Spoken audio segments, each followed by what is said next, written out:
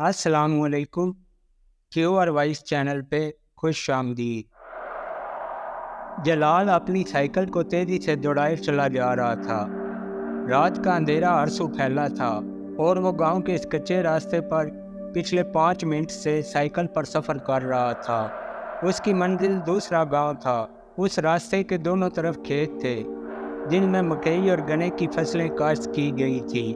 کچے راستے کے کناروں پر 3 فٹ کے فاصلے پر بیری، برگد اور ٹالی کے درخت لگے ہوئے تھے۔ جلال نے ایک مٹی کے تیل سے جلنے والی لالٹین سائیکل کے ہینڈل پر مضبوطی سے باندھ رکھی تھی۔ گپ اندھیرے میں 5-7 فٹ سے آگے کچھ نظر نہیں آ رہا تھا۔ کبھی کبھار فصلوں کے اندر سے بلی، کتا یا کوئی اور اس طرح کا جانور نکلتا تو جلال کا دل زور سے دھڑکنے لگتا۔ اس کے پاؤں سائیکل کے پیڈل پر تھام سے جاتے۔ وہ سہما اپنے چاروں طرف دیکھتا اور پھر پہلے سے بھی تیز پیڈل مارنے لگتا۔ اسے اگر مجبوری نہ ہوتی تو وہ کبھی اتنی رات کو اس خوفناک راہ سے نہ گزرتا۔ اس کی بیوی پیٹ سے تھی اور بچے کی پیدائش اگلے 2 دن میں متوقع تھی، مگر رات کے 10 بجتے ہی اسے درد شروع ہو چکا تھا۔ جلال کے گاؤں میں دائی نہیں تھی۔ گاؤں میں کسی کو بھی ایسا مسئلہ ہوتا تو وہ دوسرے گاؤں سے دائی کو بلواتے تھے۔ اسی لیے جلال بھی دوسرے گاؤں کے لیے روانہ ہوا تھا۔ خدا کر کے وہ اس کچے راستے سے نکل کر پکی سڑک پر آ گیا۔ مکئی اور گنے کے کھیت پیچھے رہ گئے تھے اور اب خالی زمینیں اس کے دونوں طرف تھیں جن پر کہیں کہیں ہل چلا کر بیج ڈالا ہوا تھا۔ لالٹین کی زرد روشنی میں اسے تھوڑی دور ایک پل نظر آیا جس کے کنارے کوئی ہیولا سا بیٹھا ہوا تھا۔ جلال اسے دیکھ کر چونک سا گیا۔ رات کے اس پیر اس طرح پل کی دیوار پر کسی کا بیٹھا ہونا اسے کچھ عجیب سا لگا۔ تھوڑا اور پاس ہونے پر اس نے غور سے دیکھا۔ وہ ایک عورت تھی جس کے بال اس کے چہرے کو چھپائے ہوئے تھے۔ لالٹین کی زرد روشنی میں اس کا زرق برق لباس لشکارے مار رہا تھا۔ جلال کو سمجھنے میں دیر نہ لگی۔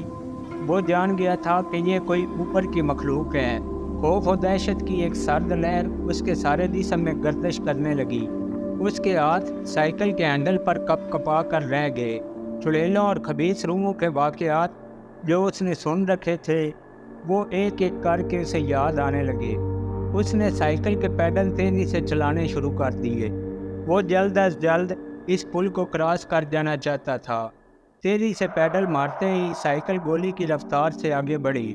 جو ہی جلال نے اس عورت کو کراس کیا، اچانک ہی سائیکل کی چین اتر گئی۔ اسے ایسا لگا جیسے سائیکل کو پیچھے سے کسی نے مضبوطی سے پکڑ لیا ہو۔ سائیکل ایک دم اپنی جگہ جام ہو چکی تھی۔ جلال کو ایک زبردست جھٹکا لگا۔ وہ اگر خود کو کنٹرول نہ کرتا تو سامنے پکی سڑک پر جا گرتا۔ خوف سے اس کا کلیجہ منہ کو آ رہا تھا۔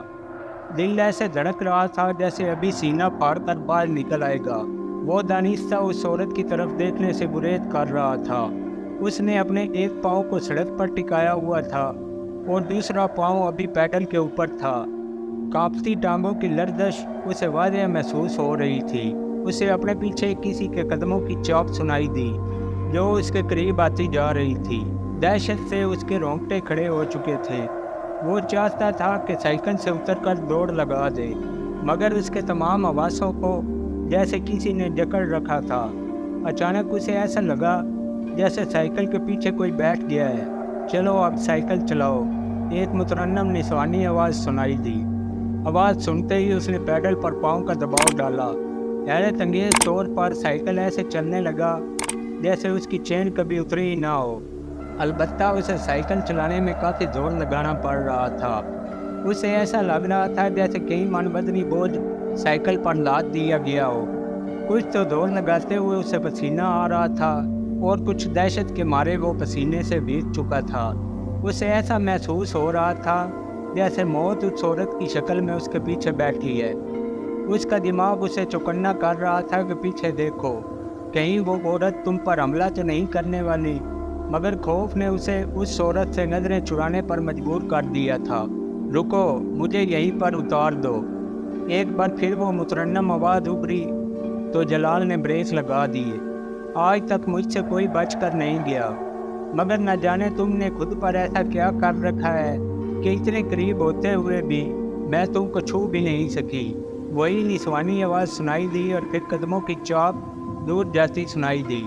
पहली बार जलाल ने मुड़कर देखा। लालटेन की रोशनी का दायरा उसके पांव तक महदूद था। उसके पांव पर नज़र पड़ते ही जलाल का सांस सीने में अटक कर रह गया। वो उल्टे पांव वाली पिछल पैरी थी जो उल्टे पांव से चलती अंधेरे में गायब हो गई।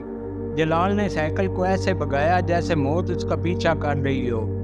कुछ ही देर में वो दूसरे गांव में दाई के घर मौजूद था। दाई रुकैया ने उसकी हालत देखकर उसे पानी पिलाया तो जलाल अपने वासों में आ गया।